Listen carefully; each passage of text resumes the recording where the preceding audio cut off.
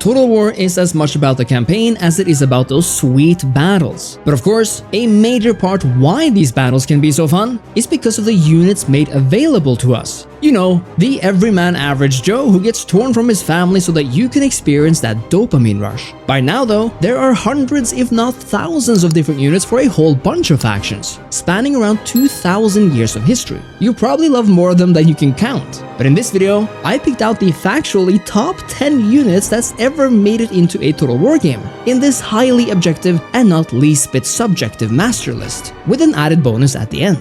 Now I know you're at the edge of your seat for this one, but if you enjoy my content and are not yet subscribed, I'd really appreciate it if you took a second to click that sub button. And now, the top 10 Total War units of all time, beginning with number 10. The BUCELLARII Guard Cavalry for the Roman expedition in the Last Roman in Total War Attila. Now this is one niche unit, but that doesn't make it any less badass. Well equipped and heavily armored, these knights became the peacekeepers of wealthy landowners in the decaying Roman Empire. But they were also used in military campaigns, as Belisarius himself is believed to have commanded around 7,000 of them. With high morale and overall strong stats, I just love the way they look. The helmets and pauldrons especially pop like very few other units in the Roman roster and really showcases that point when late Roman antiquity slowly becomes the early Middle Ages, as this getup is kind of reminiscent of how Byzantine knights will look later on. Even though we have dismounted BUCELLARII knights as well, I feel like mounted units look the best, particularly because of those awesome spears, which I kinda prefer over the axes carried by the unhorsed peasants over there. Able to enter wedge formation and scare off enemy units, this heavy cavalry unit play as awesome as they look, and will be a massive asset in any Roman expedition campaign.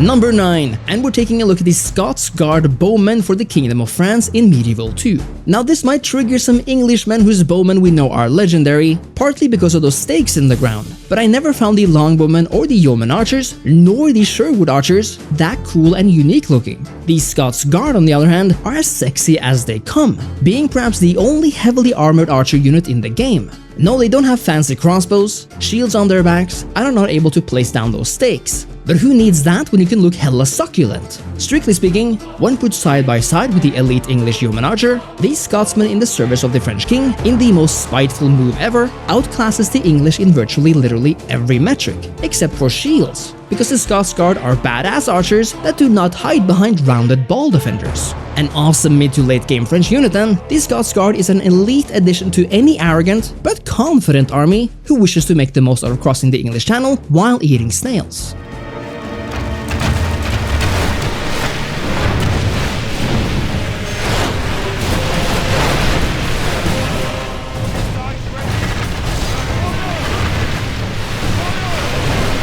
Number 8 is an Ottoman unique par excellence, and we are of course talking the Suleiman organ, or the organ gun as they're called in game.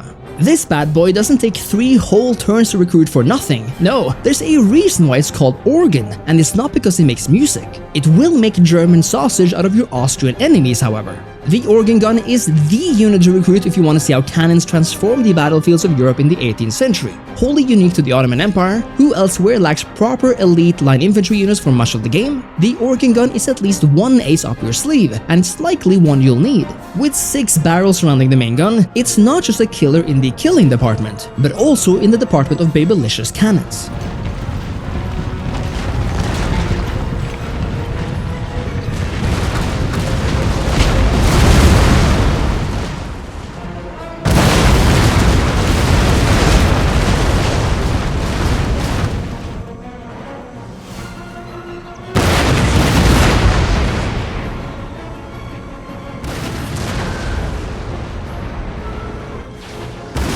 Number 7 is the regular but also wholesome French Fusilier of the line, the standard Napoleonic French line infantry. Whether highborn or low, expensive or cheap, some units just bring that A game to the battlefield, and the Fusilier get it done every time. There's just something about the standard French uniform look that screams Vienna or bust, Berlin or bust, and Moscow and bust. But if you know how to use them, you might even take them to London. Called nothing fancy but dripping with confidence and sporting some beautiful colors, the Fusiliers hold a special place in my heart as the backbone of the French Imperial Army, and it's all topped by the flag that matches their colors. Notice also how their backpacks and equipment fit so well with the model and actually look detailed, which in my opinion stand in stark contrast to the English line infantry, whose equipment looked like some shiny gamer backpacks. No, the French Fusiliers look as good in the fields of Austerlitz as they do outside the pyramids, which is why this standard line infantry unit is number 7.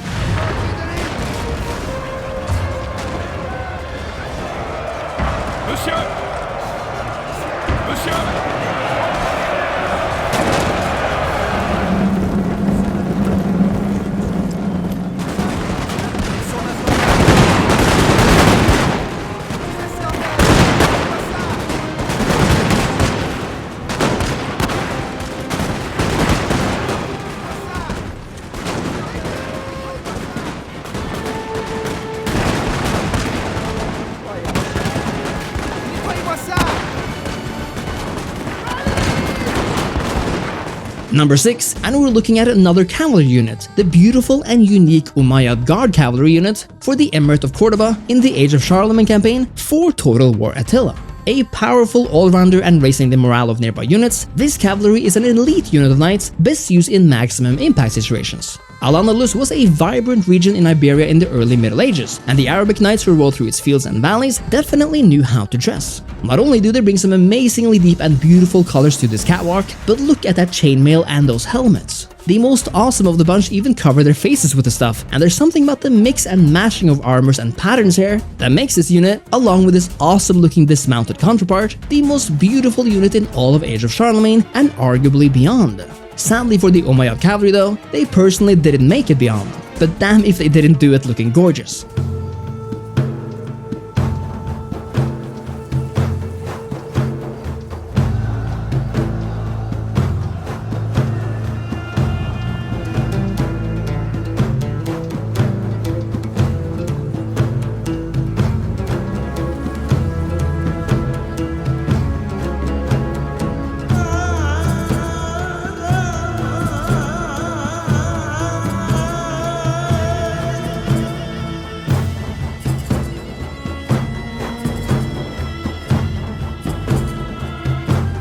Number 5 and halfway up this list are the dismounted Teutonic Order Knights from the Kingdoms expansion for Medieval 2.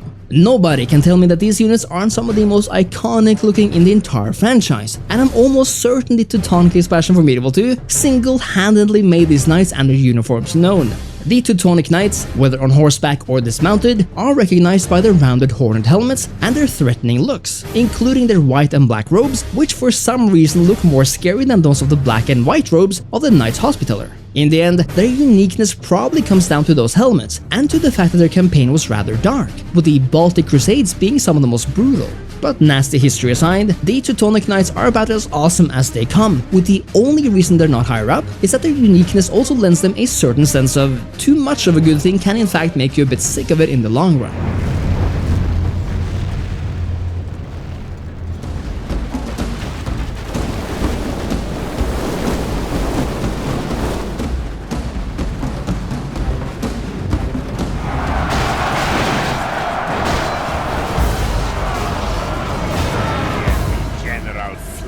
Like the coward he is!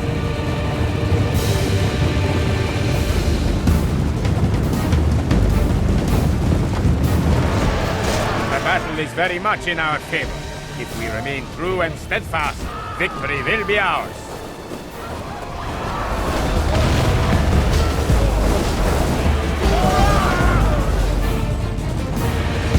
Number 4, and it's the last exclusive cavalry unit on this list, namely the Seleucid Hellenic Cataphract in Rome 2. Now for most of European and Near East history, knights have wielded either spears, axes, or swords of various kinds, but very few did what the Persians and later the Greeks did in the East, namely outfit their cavalrymen with big-ass lances. Having their horses completely covered in beautiful scale armor, with the knights themselves also heavily armored, these cataphracts are basically ancient shock tanks, offering destructive charges and can even hold their own in a mosh pit. But even if it weren't for the awesome looking horses, the icing on the cake and the unique look is of course made possible by those lances, which really sets it apart from cavalry found elsewhere. That being said, various examples of the Hellenic cataphract can be found all over the Hellenistic world, but to me, the Seleucid variant is not just the OG, but also the most badass looking one.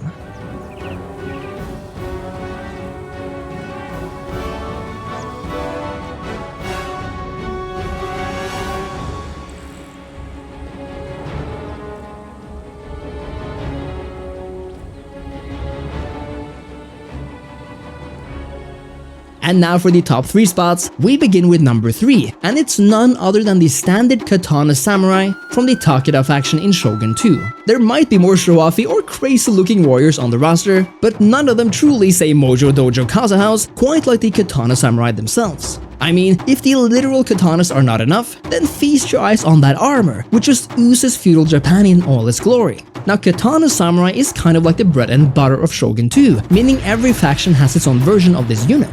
And while I do concede that the blue Katana Samurai of the Date look virtually equally sweet, there is something about that red color scheme that just does it for me.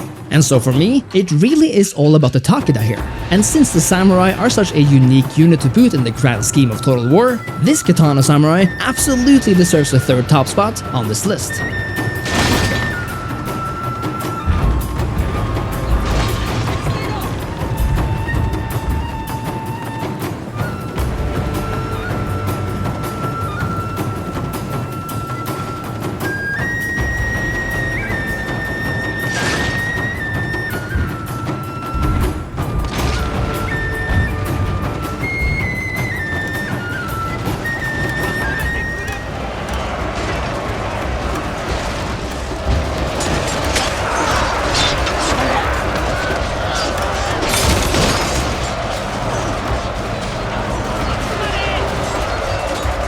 For number 2 and the spot for the 2nd most awesome Total War unit of all time, we have the French 122 cannon heavy first rate ship of the line from Revolutionary France in Empire or from Napoleonic France in Napoleon. Why French? Well, because I like the color scheme, of course. But other than that, this ship is a beast, not just in terms of sheer, raw firepower, but also because of its design. I mean, look at this thing. Look at those curves riding all the way from the front to the back, those thick masts rising to the heavens, these sails curling and uncurling in the wind, that pointy thing in the front, and finally, the beautiful bridge and captain's quarters, covered in windows and at least trimmed in gold. This ship really makes real the dreams I had as a kid of being a pirate, even though this strictly speaking is a certified Pirate Destroyer 9000. Nothing in Total War has before or since matched the size of a first rate ship of the line like this one, neither in scale nor in sheer bang for your buck. And when considering its intricate design and sheer footprint as a floating fortress, the 122 cannon first rate ship of the line nails the 2nd spot. Let's just keep that in.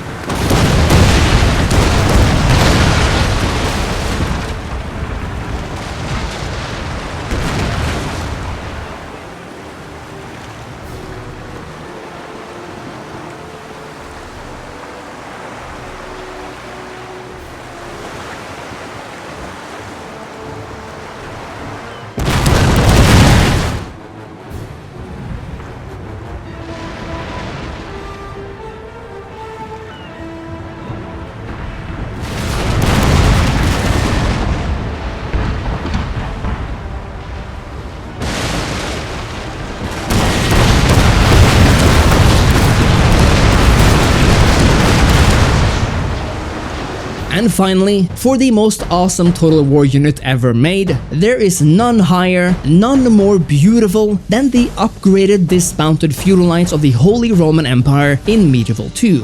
The dismounted feudal knights are somewhat of a staple in Medieval 2, with every Catholic faction having their own personalized version of that unit. The feudal knights themselves look awesome, but it's when you upgrade their armor to full plate that they actually truly shine. Just look at this craftsmanship and how the feudal knights transformed into something much more sophisticated and frightening at the same time. The beautiful steel plate goes so well with the black and gold attire of the Holy Roman Empire that you'd think Mike Simpson himself stepped in to demand they look this badass for all that is holy. The mounted knights themselves look so damn good, but because I appreciate the refined subtlety of the walking man, the dismounted feudal knights edges them out in the end. The upgraded feudal knights deserve all this praise and more, and if there ever is a Medieval 3, well, let's be honest, these units are probably too damn awesome looking to be historical of any kind. But man, do they look good.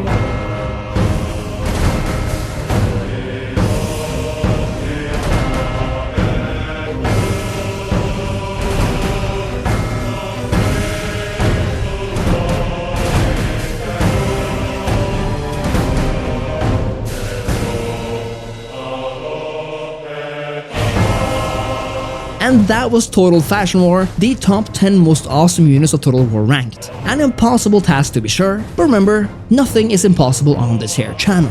Picking just 10 out of so many units was a daunting task, and even though a fair few of these are rather common, I think it goes to show that common actually means just loved by all. As a bonus though, there was one last unit I wanted to mention as an honorary epic, and that honor goes to the Austrian-Hungarian line infantry in Empire. This might just be the most stylish line infantry unit out there. I mean, just look at those pant linings and that navy color scheme. It is almost to die for. It is sad that they are limited in how many of them you can recruit though, and they are made available quite late in the game.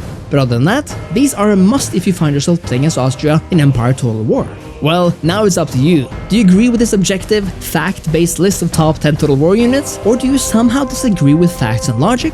Let me know your favorite units from across the Total War series and tell me why you believe I'm right or wrong. As always, make sure to leave a like and subscribe to the channel. Thank you so much for watching, and I'll see you next time. Cheers!